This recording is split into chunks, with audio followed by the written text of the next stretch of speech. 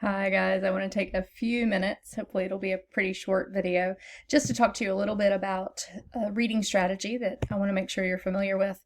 I'm sure you're already picturing things and visualizing things as you read. This isn't brand new to you. I'm sure that you're doing this. You're making movies in your mind already.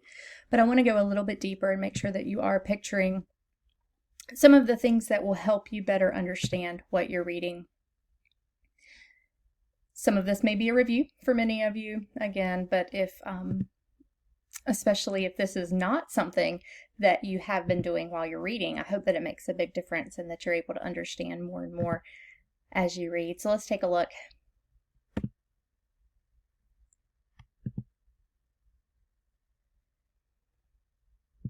So our ultimate goal here is that this is going to become automatic, that you are not thinking about visualizing every time before you start to read a text, but that this is just automatic and happens naturally. And of course, visualizing is just picturing the text, making a movie in your mind, creating mental images. So, what is it that you're supposed to be picturing? I'm so glad you asked that question. Let's zoom over here.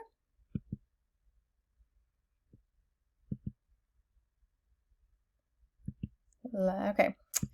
So, as we are reading, of course, you're going to be picturing things like the characters. You might be picturing their physical traits, what they look like, and you're probably already doing that. I also want you to make sure that you are picturing their reactions to things and picturing the emotions that they're having in the situations that they're in. That will help you better understand what the author is trying to get across. Here's just a simple graphic organizer that shows you, in addition, some other things, in addition to the characters and their reactions and their emotions. The setting, of course, is something to be picturing. Now, what I have here is an excerpt, actually, from your Writing with Skill book. If you want to pause for a second here and read this, I'm going to let you do that. All right, thanks for reading that. I'm not going to go through everything on this slide in the next few, but I do want you to take a look at what I've underlined. And let's see what I did with those. So it's almost as if I was annotating, but I specifically was focusing on what I could picture. So when I underlined the characters, Mr. and Mrs. Pepin, Petunia, Irving, their dog Roy, I wrote on my sticky note, I can picture the family with 2 parents, 2 children, and 2 pets. Even though there were not details about their physical traits, I formed a mental image in my mind that will help me help to picture the other things that I read in this passage. And then I also noticed that the author repeats their very fine neighbor, Mr. Bradshaw. Well, I don't know what this means yet, but I know that when an author repeats something, it must be important to the plot. So I'm also picturing their very fine neighbor and making an image of him in my mind. Continuing on, I put a box around the part here that I am picturing, and I'll let you pause and read that quickly if you need to. And then my sticky note says, I imagine Mrs. Pepin feels rushed and anxious. She'll be late for work. I picture her asking this with impatience and a frantic tone.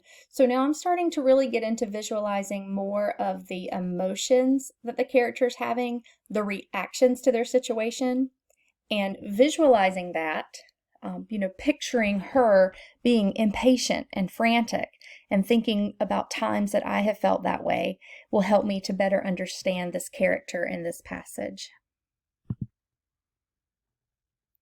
So there's one more here. I'll let you pause and read this.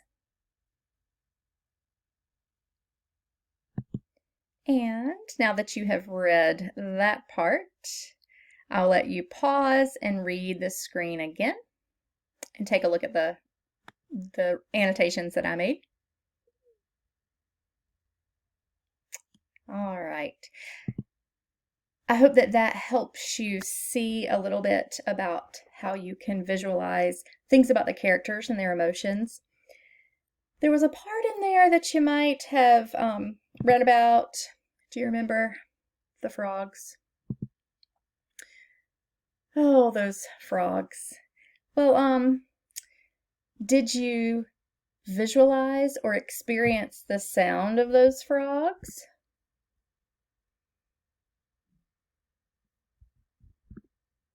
I want to play it for you. There we go. So, of course, we're talking about visualizing, but you can also think about all 5 of your senses being activated as you're reading.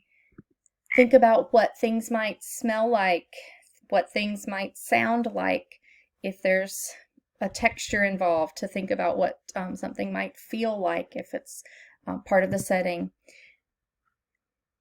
So here, I underlined the toads had gotten into all of the shoes and made a sticky note. That must have been obnoxiously loud. So again, even though that's not something I'm picturing, that's something I'm experiencing and listening for with my senses. So you, of course, have some reading to do today. You are going to be annotating through that, and I just wanted to take these few minutes to give you something else to key in on as you are trying to think about things to annotate. Think about visualizing, think about making a mental picture in your mind and experiencing what you're reading with your 5 senses. Hopefully that will give you a little bit more of an idea of things that you can annotate as you read.